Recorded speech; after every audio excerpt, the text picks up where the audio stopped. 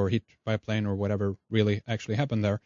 And what do you think that this is? Is this some kind of resonance from the future upcoming event that is so big and profound in terms of how it influences the collective mind, so we actually can feel the impact of it ahead of time, or some people can feel the impact of it ahead of time? Or what do you think is going on there? Well, I think I'd go back to my Damon Edelon idea, in that if you have part of you that's lived this life before, that part of you will remember the build-up to 9/11, for instance. So therefore, and the interesting thing is, I argue that the Damons sometimes, particularly in the first life rerun, the Damon isn't quite sure. It remembers things, but it's not quite sure.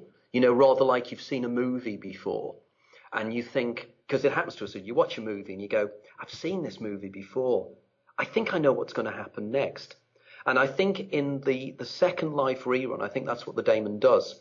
It vaguely remembers things and suddenly starts going to its Edelon, hey, I think something's going to happen here, but it doesn't know how to communicate it.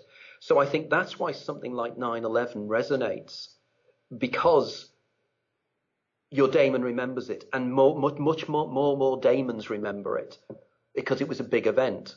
What surprises me is that more people didn't. I know that a lot of people didn't turn up on the day. And this is interesting because a guy called Eugene Osti did similar research in the past over in terms of accidents, I think it was, and train crashes. And he found that the number of people that traveled on trains that subsequently crashed were statistically 50% or whatever the number of people that would normally be on that train. It's as if people subliminally avoid accidents. In my first book, I have a whole section of people on the Titanic. The Titanic was amazing. The amount of people that for one reason or another didn't go, decided, voices told them, they just had hunches, feelings. And it's because the Damon is screaming away, going, "You don't do it again. For God's sake, you did it last time and you got killed." But the Damon doesn't worry about it because it thinks, well, it doesn't matter. We'll be round again next time. And next time I'll try a different approach and a different warning. I mean, it could just be that sometimes that, you know, the Damon decides, no, it's not worked out this time round. I'll let the person follow the route because I missed out on the opportunity to change things.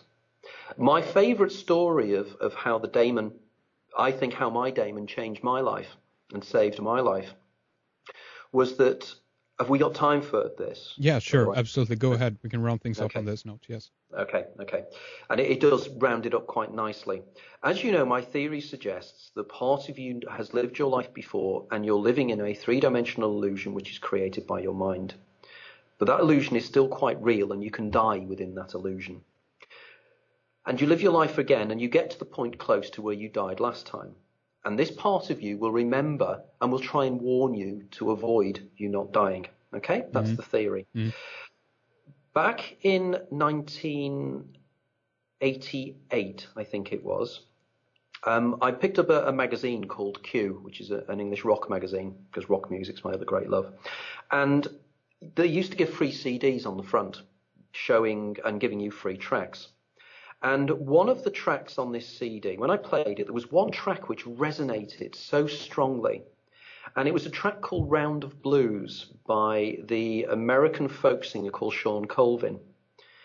And this song, when I listened to it, I couldn't believe it. I couldn't believe what this song meant to me. So I then turned round to my then common-law wife and I said, I want this song played at my funeral.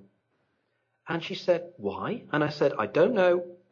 Please, I want it played. And she said, but it's a happy, upbeat song. And I said, yes, but I want it played at my funeral. And I actually demanded it was put in my will. Anyway, many years later, unfortunately, that relationship failed for different reasons. And I ended up with my present wife. And one of the things when Penny and I got together was I said right at the very start, I played her that song and I said, I want this song played at my funeral. And Penny's reaction was exactly the same as Jenny's. It was, why? And I said, I don't know. Just please. And again, we updated my will to reflect this. Anyway, 2005, I think it was, November. It's a really bad weather day, and I'm driving over the M62 motorway, which runs across probably one of the highest parts of Britain, and the weather conditions up there can be really horrible. Now, I have what's called an Arcos MP3 player. These are super MP3 players. And as I say, I have a huge record collection, and I've digitized all my record collection. I have about 14,000 separate MP3s. And when I'm driving in my job, I have this on random play all the time, and I'd had it on for months, random play. So you got a 1 in 14,000 chance of a track coming up. I'm driving over the motorway, and I come to a place near Milne Row, which people who know the motorway will know. And as I'm driving along there, suddenly, out of the blue, on random play, Round of Blues comes on. I'd had that MP3 player for about 4 years. It had never played it. Something in my head said, this is significant. This means something. I felt myself swerve the car into the slow lane. As I did so, the lorry in front of me had a load of crash barriers on it. The crash barriers came crashing off the back of the lorry. Had I been behind that, those crash barriers would have killed me.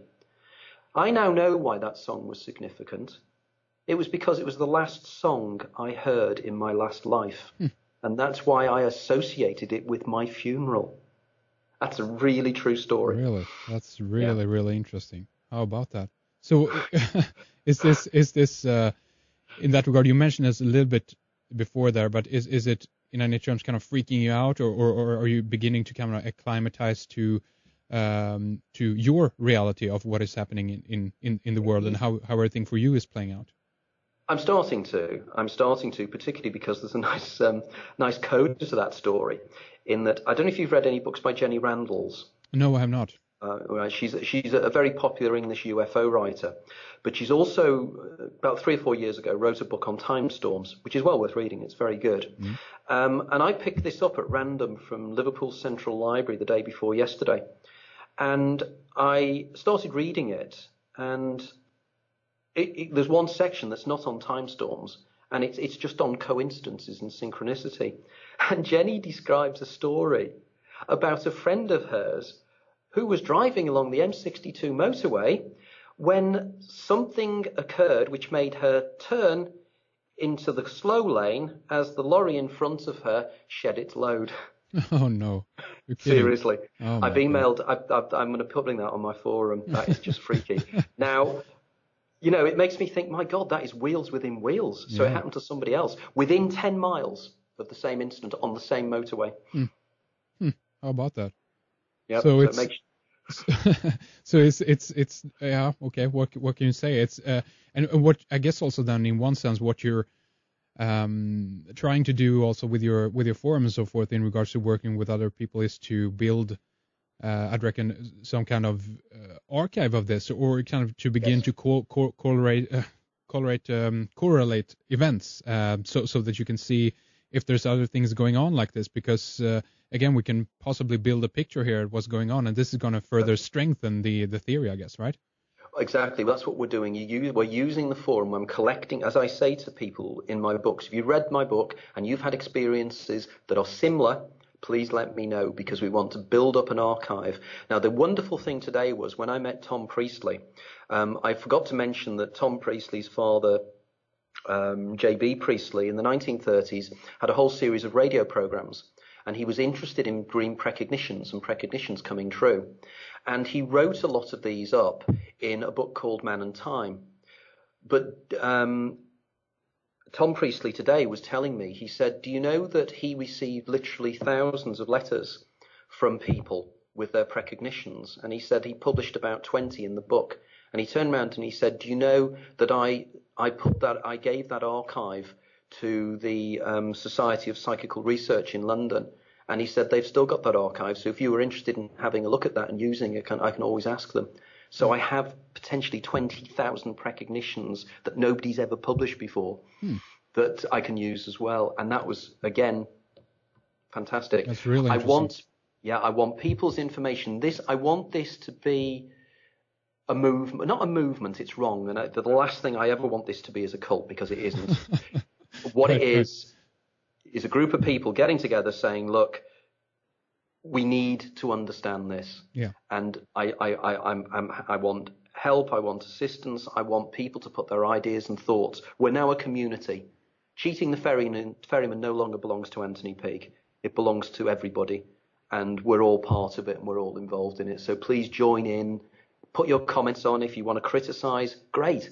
I want criticism. I want people to say your science doesn't work. Because if it doesn't, we'll look at it. Yeah. So, it's profoundly important. That's exactly why I set up everything. Very, very good. It's been really, really interesting having you here, Anthony, and I hope that we can do it again soon and talk about some of the things that we didn't have time for this time around. There's just so much more, and I reckon that this will only develop further. You're writing the third book now, but for anyone interested in getting copies of your work, getting further into your research, please mention your titles again and your website URL so people can go over there and check it out. Okay. My website is anthonypeake.com. That's Anthony with an H and Peake, Peake.com, anthonypeake.com. And on there is my forum, which effectively is a clickable section. But if you want to go directly to the forum, it's just anthonypeake.com/forum. On the forum, there is a link to my blog site as well, which has a lot of historical material. There's a lot on there already. I would suggest anybody, you could probably spend at least a week going through the archive material. There is so much on there. In terms of my books, my first book is called Is There Life After Death? The Extraordinary Science of What Happens When You Die. And the second book is called The Daemon, A Guide to Your Extraordinary Secret Self. Both these books are available on Amazon. The first book has been translated into various foreign languages anyway. It's also available in the States and everywhere else. The second book is available in Europe. And also I'm quite happy to send copies of the book from myself, which I will sign copies and also probably send one or two other bits and pieces that you can't get directly from any other sources. And all you need to do on there is go on to my website and you can order the books directly there on PayPal. That also helps me as well, so which all helps in keeping it all going. So please get in contact. I want your emails. I want your involvement. I want your criticism if need be. Do you think I'm a loon ball? If I am, great. That's what it's all about. But we're building something deep and important. Absolutely. And again, Anthony, mention your upcoming appearances in the US and the UK for people. Yeah, I will do. I'll be down at the National Theatre in London, in the Littleton Theatre, and I'll be on stage with Professor Jeff Forshaw, Professor of Particle Physics at Manchester University, and we'll be doing a platform event, and I'll be discussing the time theories of J.W. Dunn. That will be on the 24th of July. I'm then travelling over to the States. And on the 3rd of August, I will be giving a talk at the Roosevelt Hotel on Fifth Avenue in New York. This is a free event, and there's also nibbles afterwards if you want to come along and say hi, because it would be really great if you could get along. And then the next day, I'll be doing a talk at Fairleigh Dickinson University up in New Jersey. Near Hackensack, I think it is. Again, this is a free event, and again, we're hoping that the weather will be nice and we will be out on the lawns and have a snack on there as well. Now, what is particularly interesting about that event at Fairleigh Dickinson is that I'll be lecturing in the hall that they use the backdrop for the movie It's a Wonderful Life. I nearly said the Beautiful Mind. A Beautiful Mind. Yeah.